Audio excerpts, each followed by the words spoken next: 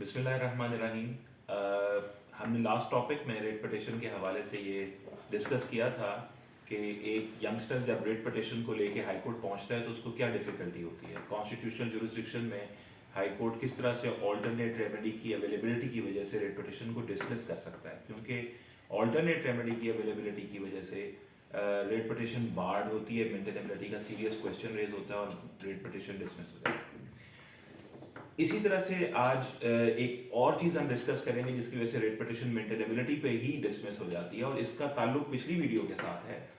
कि alternate remedy की importance क्या है। देखिए, जो कॉन्स्टिट्यूशनल जुरिसडिक्शन है उसके अंदर फैक्चुअल कंट्रोवर्सी जो है उसे कोर्ट सॉर्ट आउट नहीं करती है, बिकॉज फैक्चुअल कंट्रोवर्सी का मतलब यह है कि एक शख्स ने एक बात की, दूसरे शख्स ने दूसरी बात उसके मुखालिफ की, और वो दोनों फैक्ट्स कॉन्ट्रोवर्ट हो गए जो कि सब्जेक्ट टू ट्रायल हैं, जिसके ऊपर एक मुकम्मल ट्रायल चाहिए, दोनों पार्टीज के बयान चाहिए, दोनों पार्टीज की एक दूसरे पे जिरा चाहिए, और उस बयान और जिरा के बाद कोर्ट्स फैसला करती हैं। और ऐसी कोर्ट्स जो ये प्रोसेस कर सकती हैं उनको ट्रायल कोर्ट्स कहा जाता है। कॉन्स्टिट्यूशन के आर्टिकल 199 के तहत रिट पिटीशन को सुनना कोर्ट के पास इख्तियार है, हाई कोर्ट के पास, लेकिन हाई कोर्ट कॉन्स्टिट्यूशनल जुरिसडिक्शन में is not a trial court. So there is a difference between high court and trial court. High court कोई भी ऐसा केस रिट पिटीशन में नहीं सुनेगी जिसके ऊपर किसी तरह की फैक्चुअल कंट्रोवर्सी हो। यानी मिसाल के तौर पे एक शख्स कहता है कि ये मकान मेरा है और मेरी मलकियत में, दूसरा कहता है ये मेरी मलकियत है, तो ये तो एक ट्रायबल क्वेश्चन है। एक शख्स कहता है ये प्रॉपर्टी मेरी पोजीशन में है, दूसरा कहता है ये मेरी पोजीशन में है रही है, और ये कॉन्ट्रोवर्टेड क्वेश्चन है, तो इसको हाई कोर्ट नहीं सुनेगी, बिकॉज कॉन्स्टिट्यूशनल जुरिसडिक्शन में आर्टिकल 199 के तहत रिट पिटीशन को सुनते हुए हाई कोर्ट क्वेश्चन जो ट्रायबल होते हैं उनको सेटल नहीं करती है। तो अक्सर औकात ये भी एक मेंटेनेबिलिटी का क्वेश्चन हाई कोर्ट में रिट पिटीशन के वक्त राइज होता है कि अगर एक किसी भी सतह पे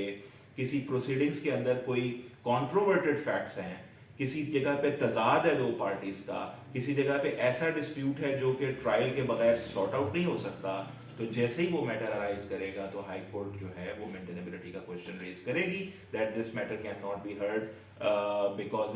this involves a tribal issue which needs to be settled by the trial court. तो आप नीचे वाली कोर्ट, सिविल कोर्ट और सेशंस के पास जाइए जहां पे इसका ट्रायल होना है, और कोर्ट ऑफ ट्रायल में जाके इस सवाल को हल कीजिए। ये सवाल जो है ये मेरे सामने सेटल नहीं हो सकता। So this is another exception to the writ petition in a way that writ petition की मेंटेनेबिलिटी पे सीरियस क्वेश्चन रेज हो जाएगा और रिट पिटीशन डिसमिस हो जाएगी अगर if there is a factual controversy involved in a matter. So अभी तक हम दो चीज़ें देख चुके हैं। पहले जो हमने एक वीडियो शेयर की थी उसमें ये कि alternate remedy is very fatal to the maintainability of writ petition, and today we have seen that factual controversy is also fatal for the maintainability of writ petition before Honorable High Court.